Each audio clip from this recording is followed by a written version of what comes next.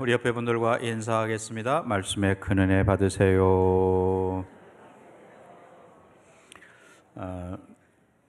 지난 주에는 우리 김기선 목사님께서 오셔서 말씀 전해 주셨고요. 그 전주에 로마서 15장 14절부터 33절까지 우리의 복음의 제사장 신분에 대해서 말씀을 나누었습니다. 다 잃어버리셨죠? 네, 잊어버리는 게 은혜이고 저에게도 많은 도움이 됩니다. 그 바울이 로마 교회 성도들을 향해서 뭐라고 이야기했냐면, 그 로마 교회 성도들은 선함이 가득하다. 또 모든 지식이, 여기서 지식은 물론 성경에 관한 지식, 복음에 관한 지식이죠. 모든 그 지식이 가득 찼다. 이렇게 칭찬했어요. 또 능히 서로 권하는 자였다.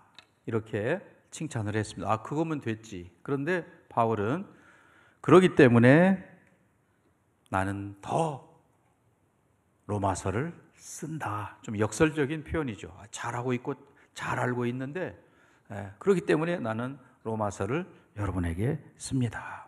거듭난 성도로 정말 도덕적인 성품에 있어서 부족함이 없고, 또 다른 사람들 어려운, 초대교회가 얼마나 어렵습니까? 그 어려운 상황에도 서로 친절하고 호의를 베풀고, 또 하나님의 복음에 대해서는 깊이 아는 그런 지식이 충만한 그런 성도이고, 그래서 바울이 가르쳤던 말을 잘 실천하는 그런 사람들임에도 불구하고 그 로마 교회 성도들에게 복음이 생각나도록 하기 위해서 내가 로마서를 다시 씁니다.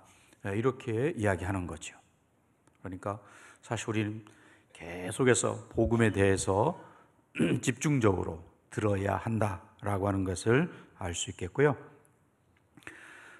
우리가 선교 현장에 다 나갈 수는 없잖아요. 여기 있는 분들이 모두가 다. 하지만 우리가 그들을 위해서 기도함으로 그들의 선교에 여러분이 동참하는 거고, 또 우리가 함께 기도함으로 내 옆에 앞뒤에 있는 우리 믿음의 형제 자매들을 위해서 기도로 도와줄 수 있는 거죠. 물론 나를 위해서, 내 가정을 위해서도 기도하지만 형제 자매들을 위해서, 또 특별히 기도 부탁을 받았다면 그냥 말로만 기도할게요 이렇게 하지 말고 실제로 그 받은 바 부탁을 위해서 기도하는 그런 것들로 도와줄 수 있겠지요. 네. 그런 점에서 바울은 자기가 복음의 제사장이다 이렇게 했다면, 오늘 우리는 왕 같은 제사장으로 나아가야 된다, 이런 내용의 말씀을 8월 말주에 전했습니다. 오늘 이제 말씀은 로마서의 마지막 장인데 1절부터 27절까지 굉장히 길게 바울의 개인적인 문안 편지 내용이라는 것을 알게 됩니다. 그런 점에서 그 얼마나 영혼을 사랑하는지, 한 영혼 한 영혼에게 관심이 있는지 목자의 심정을 우리가 엿볼 수 있는데요. 이런 예화가 있죠. 예배당을 건축하는데 여러 사람들이 일하죠. 그 일하는 사람에게 한 사람이 묻습니다. 지금 뭐 하고 계세요? 이렇게 물으니까 보면 모르겠어, 나 지금 열심히 일하고 있잖아요. 이렇게 대답했고요. 두 번째 사람은 나 돈 벌러 와서 지금 열심히 돈 벌고 있습니다, 이렇게 이야기했다고 그래요. 세 번째 사람은 나는 지금 하나님의 집을 짓고 있습니다, 이렇게 대답했답니다. 똑같은 시간에 똑같은 장소에서 똑같은 일을 해도 그 각각의 태도가 다르죠. 정말 누가 참된 교회의 일꾼이냐라고 하는 것은 말하지 않아도 여러분이 잘 알 수 있는 그런 내용입니다. 그 참된 일꾼, 바울의 마음 속에 남아있고 또 자랑할 만하고 또는 늘 기억되는 그런 일꾼들이 여기 오늘 본문에 기록된 사람들인 것이죠. 우리는 요즘 편지도 잘 쓰지도 않지만 편지 쓸 때 마지막에 인사 마무리 어떻게 합니까? 누구에게 안부 전해주세요, 집사람에게, 또는 형제들에게 안부 전해주세요. 뭐 간단히 이렇게 하고 끝맺음을 할 텐데 바울은 27절에 걸쳐서 계속해서 한 사람 한 사람 이렇게 문안 인사를 하고 있습니다.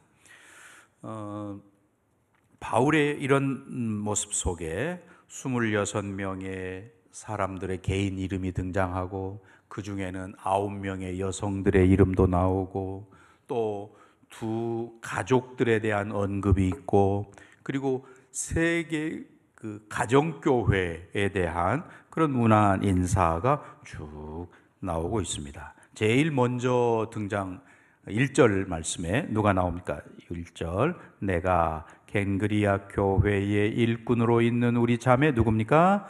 베베를 너희에게 추천하노니. 베베, 겐그리아 교회의 일꾼 또는 겐그리아 교회의 집사인 베베를 추천한다. 겐그리아는 고린도에서 동쪽으로 한 11km 정도 떨어져 있는 그런 지역입니다. 그 교회의 신실한 일꾼, 그래서 그 일꾼에게 로마서를 바울이 써가지고 베베한테 주면서 이거 가져다 주세요. 고린도에서 로마까지 뭐 쉽지 않은 거리죠. 그 먼 거리를 이 여성인 베베 집사에게 맡긴다. 굉장히 막중한 사명을 맡길 만한 그런 사람이라는 거죠. 그 당시에 여성에 대한 뭐 대우가 좀 오늘날 같지 않죠. 좀 천시하고 가볍게 보고 그런데 그런 것 때문에 그렇기 때문에 바울이 베베를 보내면서 로마서를 써서 편지를 보내면서 뭐라고 부탁하냐? 2절 같이 읽습니다. 너희는 주 안에서 성도들의 합당한 예절로 그를 영접하고 무엇이든지 그에게 소용되는 말을 도와줄지니 이는 그가 여러 사람과 나의 보호자가 되었음이라. 주 안에서 합당한 예절로 좀 맞이해 주라 이렇게 부탁해요. 주 안에서 합당한 예절, 한 몸, 한 지체인 형제 자매로서 맞이해 달라 그런 말이기도 하고 또는 존귀히 여겨 달라 베베를 또는 기쁨으로 좀 그를 맞이해 다오 이런 당부를 특별히 하면서 추천서를 쓰고 있는 것입니다. 그리고 특별히 2절 마지막에 나의 보호자 되었다라고 말합니다. 이 보호자, 페이트론이라는 말은 또는 뭐 후원자 이런 말이기도 하거든요. 바울을 재정적으로 서포트하는 그런 사람, 부자였다고 합니다. 베베는 부자였기 때문에 자신의 재물로 사도 바울과 또 도움이 필요한 여러 사람들을 물질적으로 돕는 그런 사람이었습니다. 그래서 그 베베를 좀 잘 영접해 다오. 뭐 우리말로 우리식 표현으로 하면 나를 보는 것처럼 그렇게 대접해 달라. 뭐 이런 표현이겠습니다. 오늘 설교의 핵심이 될 수 있는 참된 일꾼의 모델을 우리가 3절, 4절에서 볼 수 있습니다. 제가 3절, 여러분이 4절을 읽어주시기 바랍니다. 너희는 그리스도 예수 안에서 나의 동역자들인 브리스가와 아굴라에게 문안하라.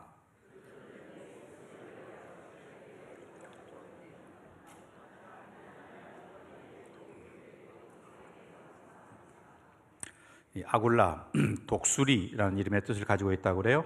또 브리스가는 뭐 작은 노부인 이런 의미인데 이 브리스가는 그 당시에 귀족들이 즐겨 사용하는 이름이었다고 합니다. 그러니 이 브리스가가 귀족 출신이라는 것을 알 수 있어요. 근데 상대적으로 남편 아굴라는 유대인이었습니다. 그런 점에서 좀 특별한 가정이라는 것을 알 수 있죠. 이 브리스가와 아굴라 부부가 고린도에서 바울을 만나서 함께 이제 사역을 하게 되고요. 또 바울이 에베소로 이제 고린도 사역을 마치고 에베소로 교회를 개척하러 갈 때에 이 브리스가와 아굴라 부부가 따라서 같이 가는 그런 일도 있었습니다. 브리스가가 사도행전에는 브리스길라로 나옵니다. 그러니까 바울과 누가의 표현이 조금 다른데, 바울은 좀 공식 이름으로 부르고 브리스가 이렇게, 누가는 좀 친근한 표현으로 브리스길라 이렇게 표현을 했어요.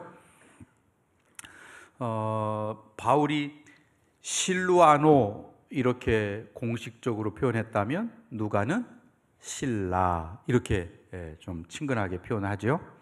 또 바울이 소시바더 이렇게 공식적으로 그의 이름을 부른다면 누가는 소바더 이렇게 표현을 합니다. 아굴라가 본도, 그러니까 소아시아 지방의 본도 출신 유대인이어서 그 글라우디오 황제가 로마에 살고 있는 유대인들은 다 나가라 쫓아냈어요. 로마에 살지 못하도록. 그래서 그때 많은 사람들이 이제 로마를 쫓겨나면서 많은 사람들이 이제 고린도라는 도시로 갑니다. 한 2만 5천 명이 로마에서 고린도로 갔다고 기록이 되어 있는데요. 그때 이제 마치 바울이 그 고린도에 가서 교회를 개척하려고 할 때 바울이 천막 깁는 일을 하는데 아굴라의 직업도 천막을 만드는 그런 일이었습니다. 그래서 업이 같은 거죠. 그래서 알게 되어서 결국은 평생 복음의 동역자가 되고, 우리가 성경을 읽을 때 오늘 본문에도 그렇게 나와 있습니다마는 브리스가가 아내고 남편이 아굴라인데 누구의 이름이 먼저 나옵니까? 아내의 이름이 앞에 나와요. 3번 나오는데 그 중에 2번이 브리스가가 앞에 나옵니다. 그 말은 뭘까요? 교회에서 브리스가가 더 영향력이 있는 사람이구나 하는 것을 알 수 있죠.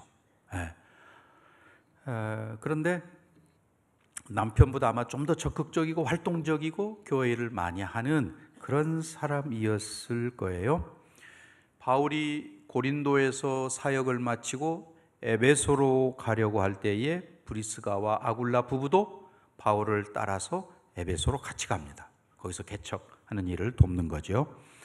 그 에베소에서 같이 할 때에 저 알렉산드리아, 이집트, 오늘날 이집트에 있는 알렉산드리아에서 아볼로라는 청년이 에베소에 왔는데 학문도 깊고 또 성경도 많이 알고 그런 사람, 그런 청년이에요.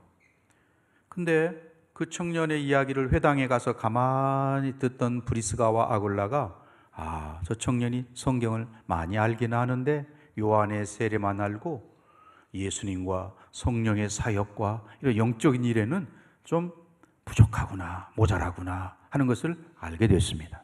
그래서 브리스가와 아굴라가 이 아볼로를 자기 집에 초대해가지고 식사를 대접하고 그 다음에 성경을 가르쳐 주는 거예요. 성경 공부를.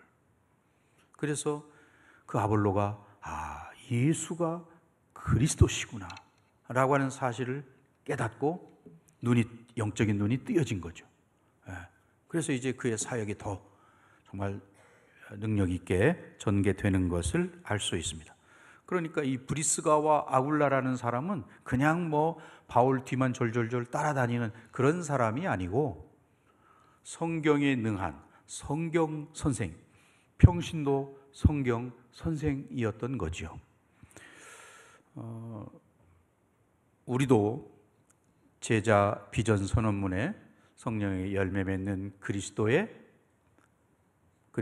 어떻게 해요? 제자가 되어 라는 말 속에는 제자를, 다른 사람을 삼는 것까지를 포함하는 거예요.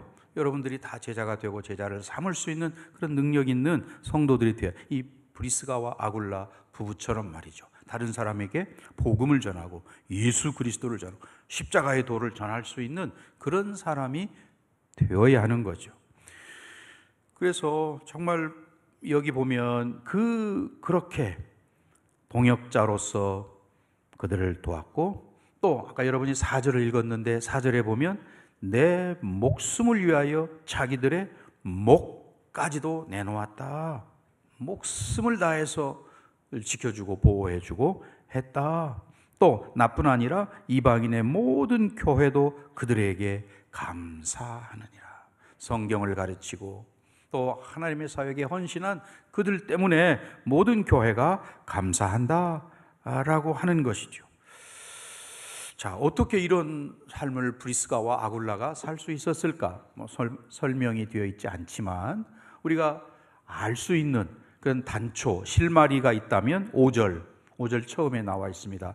뭐라고 되어 있습니까? 또 저의 집에 있는 교회에도 무난하라 라고 하는 이 표현, 브리스가와 아굴라 집이 뭐였다는 거예요? 교회였다. 가정교회였다. 그 집에서 모여서 같이 예배하고 성경을 공부하고 교제하고 하는 그런 곳이었다라는 것을 통해서 이들 부부가 얼마나 신실한 믿음의 사람이었는지라는 것을 알 수 있습니다. 바울 이 시대에는 이렇게 큰 예배당과 건물이 있는 그런 것보다는 이렇게 가정 집에서 모여서 하는 가정교회들이 많이 있었던 거죠. 그래서 그 가정에서 모였던 교회들이 또 정기적으로 함께 다 같이 모여서 예배하는, 오늘날도 가정교회를 지향하는 교회들은 그렇게 하죠. 구역 아니면 목장별로 이렇게 나누어서 모이다가 한 달에 한 번 정도는 그런 사람들이 다 같이 모여서 함께 예배하는 그런 형식. 초대교회에 이런 게 많았죠. 마가 요한의 다락방, 그게 가정교회죠.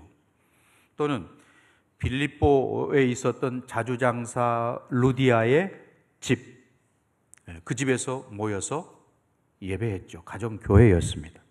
또 골로새에 있는 빌레몬의 집, 그 집에서 같이 모여서 예배하는 가정교회였습니다.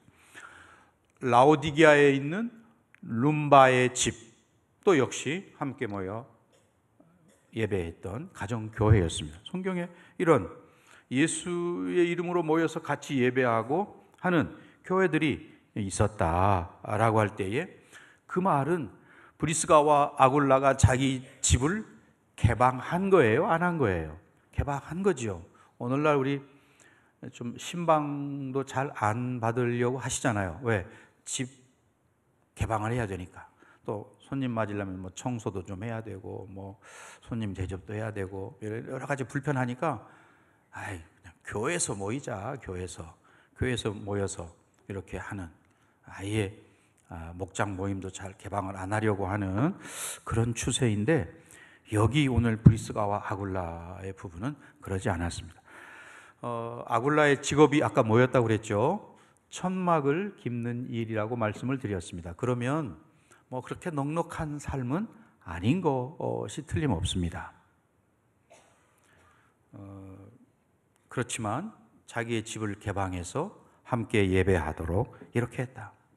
살림은 가난할지 몰라도 마음은 부자였고 믿음의 부자였음이 증명되는 것이죠. 또 뭐 로마에 있다가 쫓겨나서 고린도로 갔다가 바울을 따라서 에베소로 갔다가 이렇게 계속 이동하는 삶이었기 때문에 안정적인 삶은 아니었습니다. 그런데도 불구하고 그들은 자기 집을 개방해서 기도처소로, 예배처소로, 또 성경을 공부하는 장소로 이렇게 했다는 거지요. 만약에 둘 중에 한 사람이 반대하면 될 수 없는 일이죠. 부부가 뜻을 같이 해서, 그래 우리 집 개방해서 함께 예배하고 성경 공부하고 교제하고 하는 것으로 삼자 했던 것이죠. 사실 집을 개방한다는 것은 개인의 시간이 줄어드는 것이고, 또는 뭐 옷도 마음대로 못 입고 좀 차려 입어야 되고, 또 그래도 먹을 거라도 좀 제공을 해야 되고, 이런 은혜 받지 않으면 할 수 없는 일이죠. 믿음이 있지 않고는 행할 수 없는 일이었습니다. 정말 그들이 하나님을 사랑하고 믿음에 서서 부부간에 아름답게 동역하는 그런 마음이 하나인 그런 것이었기 때문에 이런 아름다운 역사가 가능했다라는 거예요. 잠언 12장 4절에 그런 말씀이 있죠. 어진 여인은 그 지아비의 뭡니까? 면류관이나 그 다음에 욕을 끼치는 여인은 그 지아비에 뭐가 썩어요? 뼈를 썩게 한다고는 말이에요, 저게. 예. 훌륭한 사람 뒤에는 훌륭한 아내가 있다, 뭐 그런 이야기. 브리스가의 그런 희생적인 믿음의 헌신. 예. 그래서 믿음이 좋은 그런 사람이었기 때문에 그의 이름이 앞에 나오고 있고 남편의 이름이 뒤에 나오고 있는 거죠. 그렇다고 해서 남편이 시기하거나 이런 것도 아니라는 것을 알 수 있습니다. 지극히 예수님을 사랑하고 헌신된 그런 사람이어서 그게 그렇게 중요하냐, 열심히 해라 이렇게 격려하고 했다는 것이죠. 그래서 이들의 삶을 통해서 브리스가와 아굴라를 통해서 많은 사람들이 예수를 알고 또 믿음이 성장하는 그런 귀한 역사가 있었고, 아볼로 같으면 정말 영적인 눈이 뜨여서 예수가 그리스도임을 알게 되고 더 힘있게 복음을 전하는 사람으로 바뀌게 되었던 것이죠. 그래서 어떤 책에는 이 브리스가 아굴라 부부를 헌신의 에이스다 이런 표현을 쓰고 있습니다. 정말 헌신의 사람, 참된 일꾼의 본보기의 모습을 보이고 있는데, 오늘 우리 성도들이 이 브리스가와 아굴라의 아름다운 모습을 닮아가는 귀한 역사가 있기를 주의 이름으로 간절히 축원합니다. 그 다음에 이제 5절 하반절부터 16절까지는 그 많은 동역자들, 수고한 동역자들을 일일이 기억하는 거죠. 바울이 고생했다고, 내가 이렇게 매도 맞고 힘들고 어렵고 고생했다 이런 이야기를 쓰는 게 아니고, 자기를 위해서 헌신했던 또는 죽게 헌신했던 많은 사람들, 이름 없이 새벽 기도에 와서 반주를 하고 또는 새벽 강단에 물을 놓기도 하고 중보 기도를 하고 이런 여러 가지 다양한 헌신자들이 있잖아요. 그들의 이름을 지금 사실은 일일이 기억하며 이야기하고 있는 거예요. 자, 5절 다시 봅니다. 또 저희 집에 있는 교회도 문안하라. 브리스가와 아굴라죠. 그 다음에 내가 사랑하는 에베네도에게 문안하라. 그는 아시아에서 그리스도께 처음 맺은 열매니라. 그래서 아마 처음에 이렇게 이야기를 하는 것 같아요. 브리스가와 브리스길라와 아굴라 이름을 말한 다음에 에베네도, 그 에베네도는 바울이 아시아 사역, 소아시아, 오늘로 말하면 터키 지역에 가서 사역할 때에 맨 처음 얻은 열매이기 때문에 특별히 마음에 남는 거죠. 예. 그러한, 그 다음에 6절에 보면 또 너희를 위하여 많이 수고한 마리아. 네, 마리아 이렇게만 하지 않고 너희를 위하여 많이 수고한 그런 마리아. 네. 계속해서 쭉 이야기하는데 다 비슷한 이야기들이고요. 특별히 13절로 내려가서 봅니다. 13절 같이 읽습니다.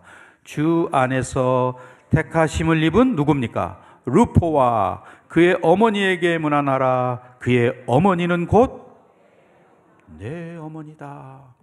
이 루포 어디서 들어본 적 있죠? 조용합니다.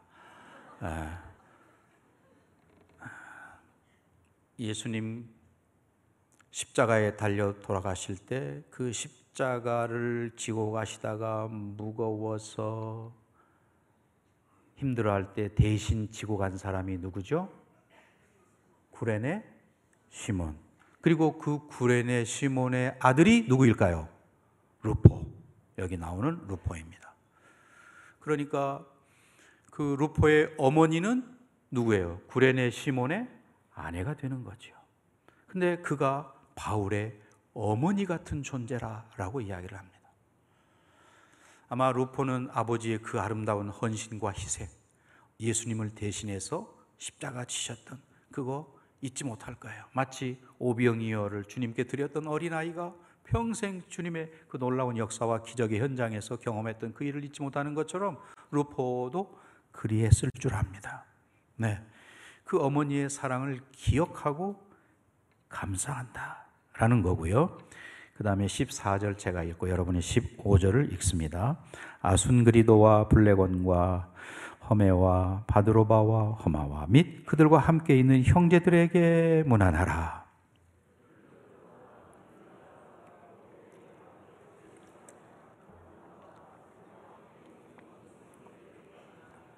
여기 14절 형제들, 15절 자매들인데 다 무명의 사람들입니다. 잘 알려지지 않은. 그러나 한 가지 공통점이 있다면 그리스도의 교회에 충성된 사람들이었다.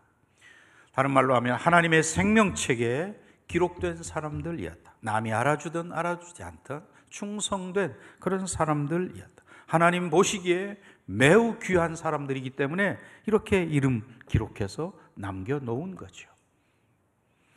오늘 저와 여러분이 하나님 나라 생명책에 기록된 그런 주의 백성 되시기 바랍니다. 자, 16절 같이 읽습니다. 너희가 거룩하게 입맞춤으로 서로 문안하라. 그리스도의 모든 교회가 다 너희에게 문안하느니라. 여기 문안하라, 서로 문안하라, 문안하라 하는 말이 두 번씩이나 나오죠. 3절부터 16절까지 문안하라 하는 말이 17번이나 나오고 있습니다. 문안하라, 문안하라. 주 안에서 문안해라 라는 말이죠. 네, 주 안에서 서로 영접하고 서로 동역하고 또 서로 사랑하고 서로를 인정하고 함께 수고하고 이게 다 주 안에서 동역하고 문안하는 그런 일들이지요. 그런 점에서 오늘 저와 여러분이 주 안에서, 그 말은 주 밖에도 있다는 말이에요. 주 밖에 있는 사람, 안 믿는 사람들이죠. 믿으면서도 주 밖에 있으면 안 되죠. 우린 다 주 안에 있는 사람들입니다. 바울의 주 안에서 엔토 크리스토라는 단어, 아주 심각한 굉장한 주제, 신학적인 주제인 것이죠. 주 안에 있다는 말은 세상과 구별되었다 그런 말입니다. 저와 여러분이 주 안에 있기 때문에 내 마음대로 행동하고 내 마음대로 말하고 그렇게 하면 안 되는 거죠. 주님을 중심으로 생각하고 주님을 중심으로 말하고 행동하고 하는 것을 말하는 것입니다.